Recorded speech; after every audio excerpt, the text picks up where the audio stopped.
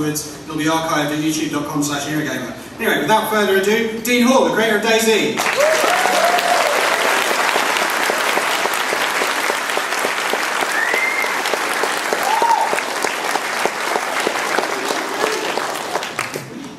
I think last time at Rest I started by saying I don't have any beans. This time I do actually have a lot of beans because people have been giving us a lot of cans of beans kind of wherever I go. So I'll probably get like ambushed and all my beans will be taken at the end. So as the introduction said, I'm Dean Hall, otherwise known as Rocket, and the presentation today is going to follow a similar format to what we did at Rest. So I'll try and cover off on the stuff that I think people want to know about, and then we'll do a Q&A. So during the presentation, if you think of some burning questions that you want to ask, feel free to ask them when the Q&A comes up. So, introductions. So for those who don't know, I'll obviously cover this pretty quickly. DayZ is an open world survival horror mod for Arma 2. Since April 2012, we've logged 1.3 million unique players. Really, that represents a pretty awesome achievement for the team that kind of made DayZ possible. So I obviously worked really hard on the mod itself, but in order to achieve that number, there's guys a lot of people will know, like Ander and Viper and Matt Lightfoot, all the forum mods, and all the server providers and hosters. Those are the people who've really made that possible. And it's pretty amazing when you think about it, that many people to play a mod in less than 6 months. And I really do think that a lot of that is really down to the community that have taken up the DayZ concepts. And you see that's kind of gestated now and has come out in these private hives. So. And also there is our concurrent peak, which is about 82,000 players. It's a bit hard to figure out that number because we don't really track the online concurrence, but that's our best guess. It's obviously dropped down quite a lot now with, with a lot of people have found that the mod has reached a point where, there's no real end game content. It was only really designed to have basically a few hours gameplay. So I think a lot of people are taking a pause at the moment, trying things like the private hives, and obviously waiting to see what happens with standalone, which is why we're all here now. So, yep, me, Dean Hall, and I work at Being Interactive. And there's a really nice picture there too of the crossbow, for those who didn't see it. This is by one of the artists who'd actually been helping out for free on DayZ for some time, making some models. And that is the new in-game model that's going to be in. It's really cool, crossbow. The new crossbow is one of my favourite weapons. So, not necessarily super effective, but it's really fun. Perhaps surpassed if we get a chainsaw. I love chainsaws. So, the now. So this is kind of, following sort of Scrum. This is a mixture of what we've been working on and what we're doing at the moment. So the way I describe what DayZ standalone is going to be, and for easier terms, when I'm talking about DayZ now, because someone on Reddit brought up the good point, what are we going to call DayZ standalone? I'll refer to DayZ mod as DayZ mod, and DayZ standalone will just be DayZ. So DayZ is going to be a combination of BI's experience across all its products. And I think that's one thing that's really exciting about the studio, and that was why I went with them, is because there is just this massive experience with Arma 3, with take on helicopters, with all the Arma 2 products. So we're going to draw on all those assets, and that's what I'm doing at the moment. So over the last few weeks, I've been going through saying, these models look cool, the take on helicopters, helicopter dynamics. If anybody wants to find the frustration of trying to start up your helicopter, go try out take on helicopters, because it's really a lot of work to figure it out, and it's pretty awesome. Fly around Seattle. So we're taking all that and we're making this standalone out of it. We've really looked at the distribution pipeline, and that's what's been set up and running now. The aim being that when on the development team, when we want to release a build, we push a button, that goes through to our digital distribution channel and you guys receive it. We think that that will really make it a lot easier for us to push development forward. We don't have to worry about when the releases are made. We can push them out much easier. So that's done. And the priorities that we've got, the big one is securing against the ease of hacking. I really go on about it a lot, and everyone loves me talking about hacking because of my New Zealand accent, because I say hacking and exploiting. So that's, I can't stress enough. We know that that's really important, and we know this because every second post on the forums is about it, and my Facebook is like vandalised with hacking messages. So that's really awesome. So my mum knows there's a problem with hacking and standalone. So, yeah, I won't get any Christmas presents unless I fix it.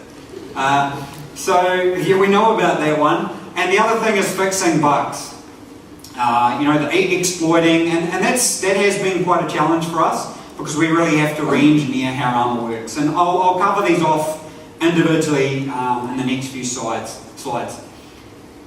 The other really big one is performance. And not a lot of people mention this, but we think it's really important because with the standalone, we want to deliver a really polished experience. This is one that we're taking an approach not just from code, but also our art assets, and I'll cover off on that later. But this is really sort of what's been leading up to this point. So discussing about hacking. So with DayZ, one of the curious things, and I don't think it's really been covered, is that for us, piracy didn't exist. So we know every one of those 1.3 million players had at least partially a legitimate copy of ARMOR 2. That's pretty amazing when you think about it. And also there was, we did that without some kind of ridiculous DRM that really irritates and annoys you, because the reason there was no piracy was because you needed a unique ID. So we're kind of providing value there, and I think that's a really good anti-piracy mechanism that I like. Like if it's bundled with value, then that's okay. It does put an onus on us to make sure the product is reasonably priced, though. I just think that's a really interesting point. What that allowed us to do was focus our efforts on the hacking and the exploits. Because we don't have our business people sitting around going, well, yeah, we've got hacking and exploits, but we need to deal with piracy. We don't have that issue. So the approach we've taken is on 3 pillars. The first one is to protect the data.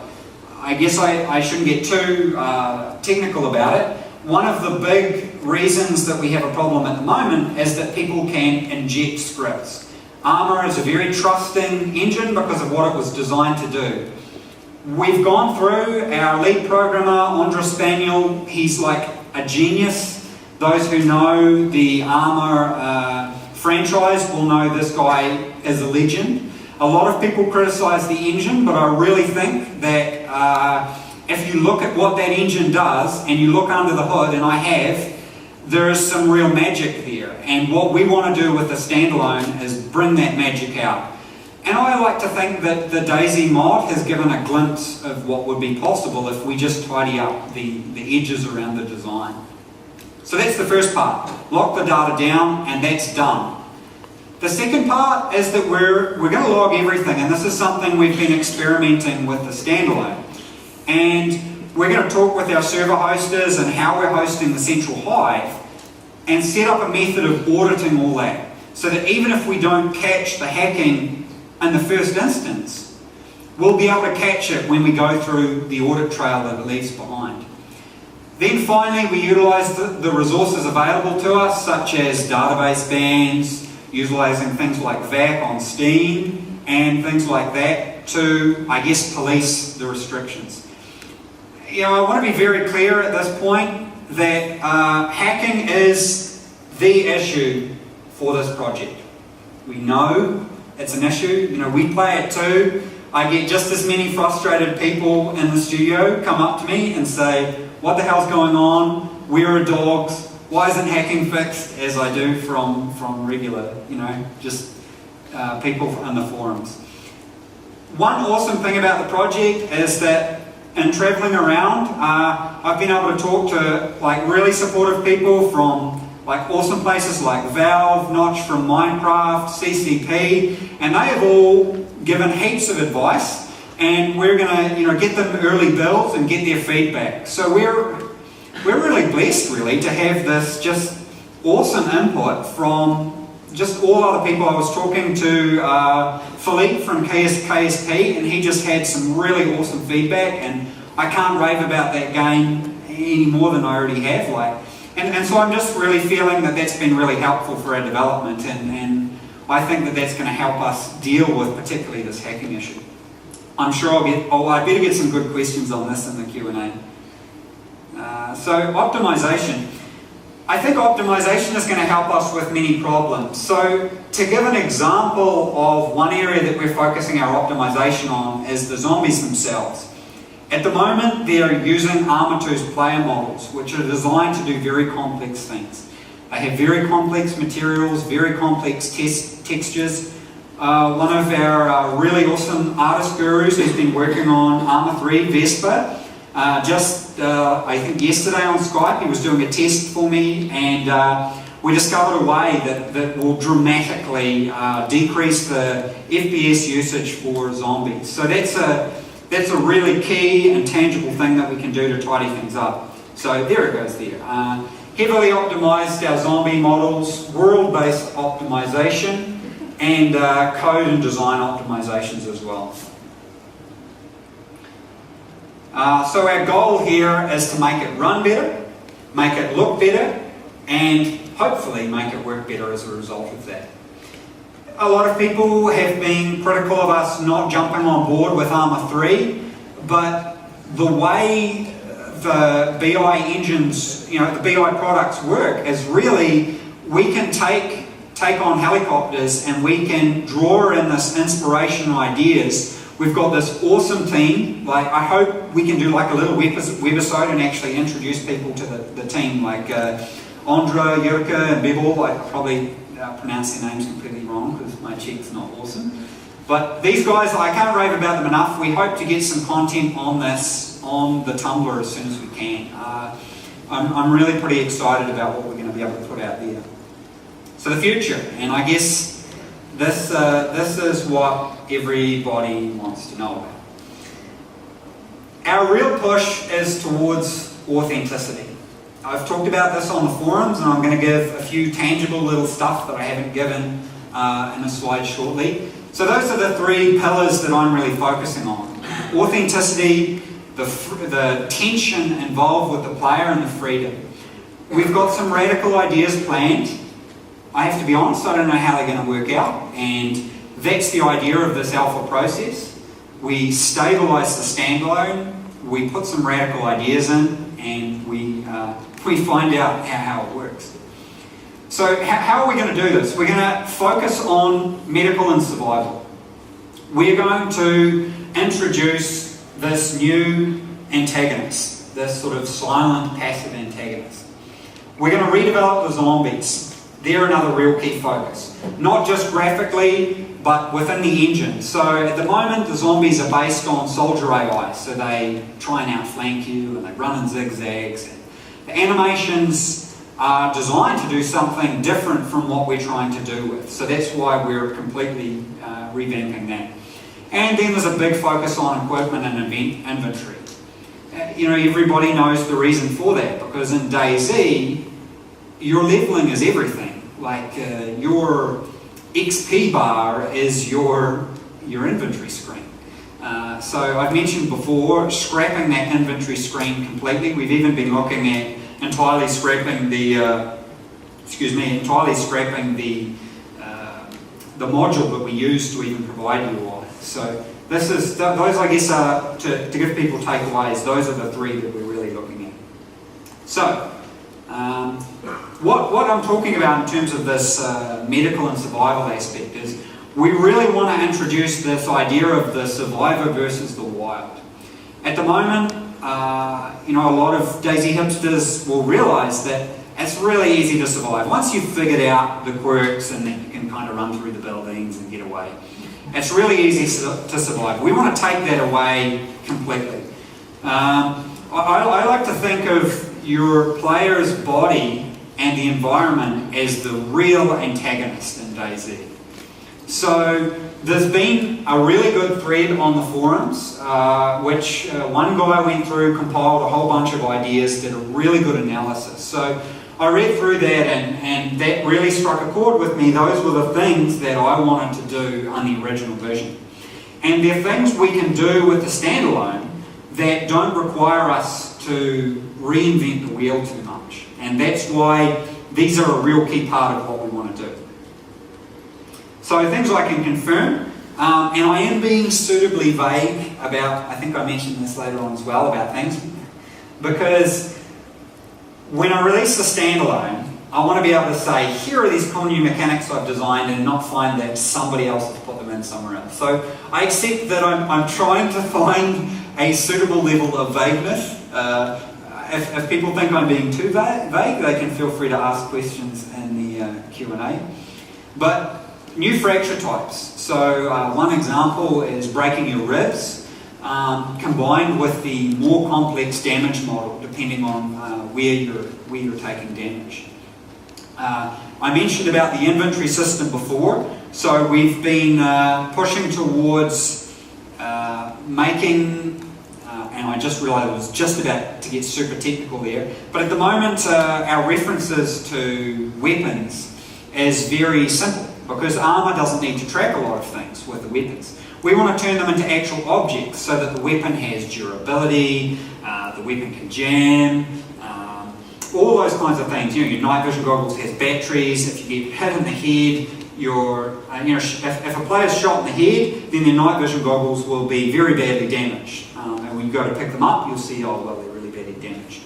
And as I mentioned on the forums the other day, I think these aspects alone will radically change the DayZ experience.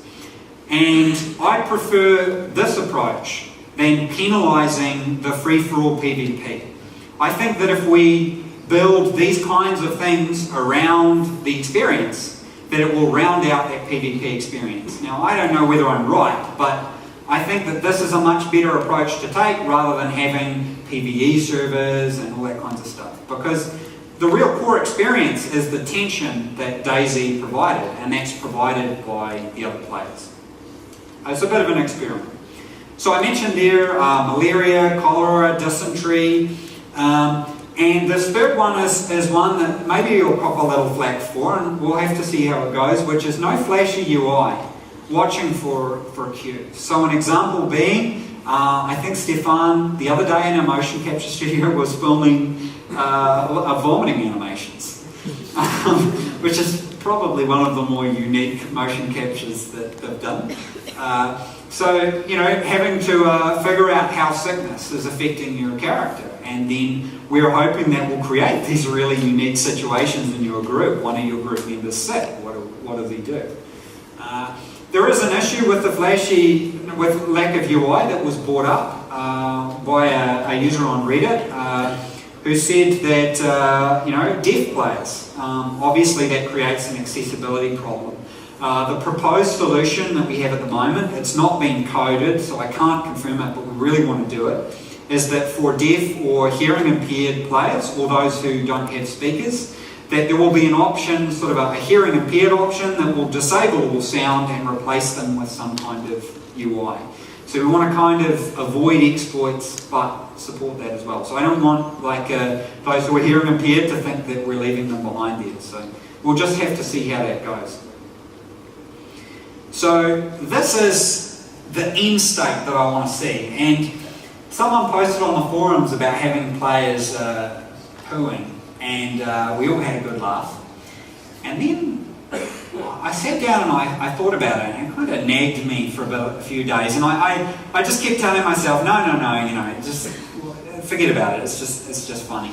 But then I thought about it. We want to have, and we haven't decided completely. I'm still doing some trial and testing with it. But a vague concept we've been working around is wouldn't it be cool if the areas that the players are congregating, and for example say, cooing, is places that can spread disease. So a lot of people hang around tuno.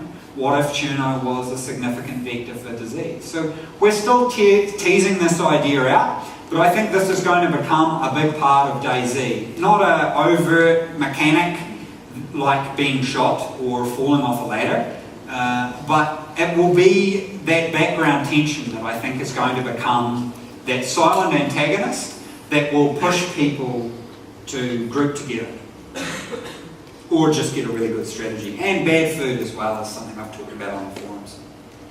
Yeah, so don't step in the poo. I'm going to cop a lot of flack for that, I just know. So, new content. This is something we really want to bring with standalone because it's really important to us that we put enough in the standalone that we've produced a fair product. So not only do we have to deal with the hacking, the duping, etc., but we need to have enough new in there. It's not a priority, and the reason I say that is because it's a separate kind of little cells that are happening around it. So an example being setting up this little cell to go through and make all the buildings in Tunerus enterable. So they obviously work through that one by one by one. We're not going to delay the standalone to have that all done, but as they complete buildings, they get rolled out. And that's the approach we're taking with it. So I provided a couple of examples there. Household type weapons is a big focus. We've been looking at things like bow and arrow. That does require a little bit of code work. Crafting equipment. So I use crafting gingerly like I did at Rest because it does have a lot of connotations. We want it to be authentic. So someone just the other day said on the forums, you should be able to splint. In fact, I think Yahtzee put this very eloquently in his review. Why the hell can't you make a splint out of wood and bandages? We've also talked about a lot of new animations. I talked with Stefan and Lucas at our company about introducing a whole new animation tree for injured players. So yeah, you might treat your injury, but you actually have to get it properly dealt to, and otherwise you'll be limping along. So those are still ideas we're teasing with at the moment, and they'll just be rolled out in the standalone as they're done. And the new zombie models is another thing that's already underway. That will be in the standalone itself. They are kind of a priority now because of the optimization requirements. Tunerus Plus, it's done. We've got new towns, facilities, balancing of water fountains, many more enterable buildings.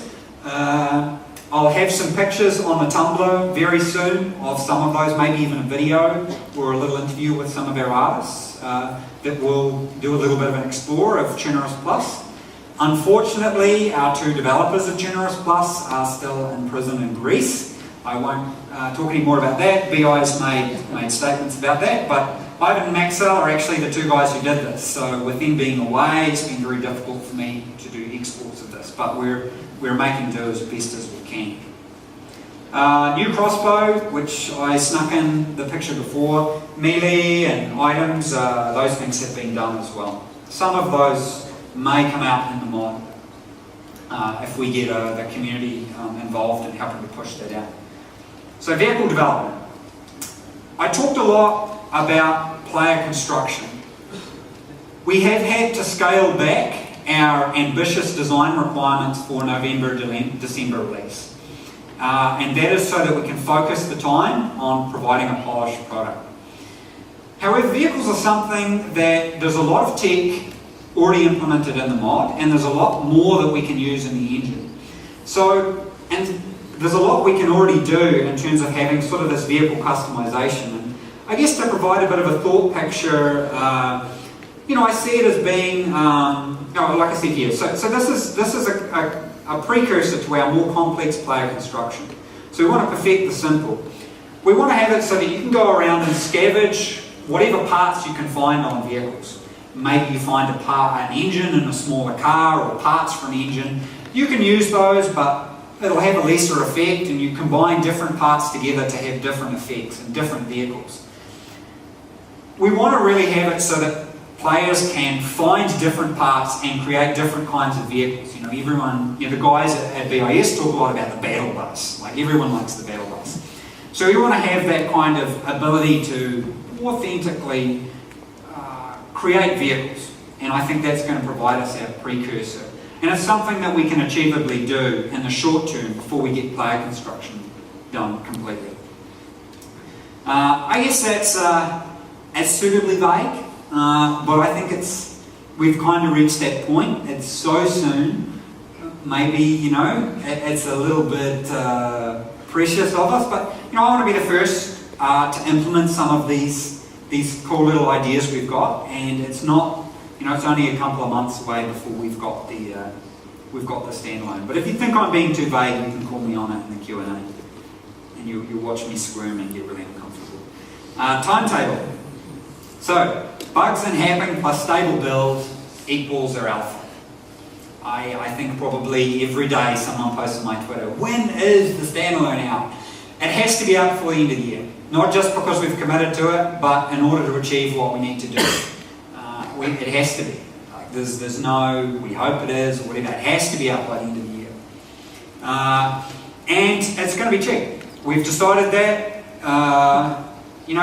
we don't need to sell a heap of units in order for us to be okay with where it's going. I think the more units we sell of it, the more ambitious we get, because the project has then better resources. So I like to think we're taking cautious and sensible steps at the moment. I don't really like cautious and sensible. DayZ as a mod wasn't cautious and sensible. But our first few steps have to be there. And if we can achieve that in December, then in January and February we can start to do all the cool stuff. Yeah, move to a more ambitious feature. Oh, like beating my PowerPoint presentation here. More content. So after we've, I'm talking about January, February here, I think we'll see a lot more content rolling out. And because of the way our pipeline is set up, we can roll that stuff out really fast. This is a big one. So there's been just really fantastic community engagement, and I think there's a couple of things that really excite me at the moment. One is how the private the private hives are maturing as a concept.